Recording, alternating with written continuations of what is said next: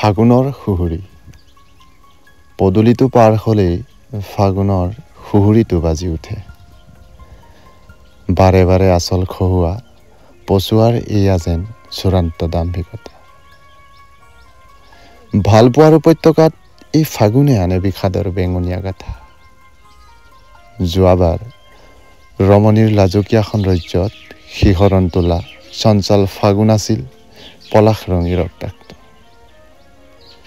সেইবাবেই হয়তো আজিৰ ফাগুনত খোলা খিৰিকীৰে সৰকি পৰা সৰাপাতৰ শব্দত কোনোবা বাকৰুদ্ধা।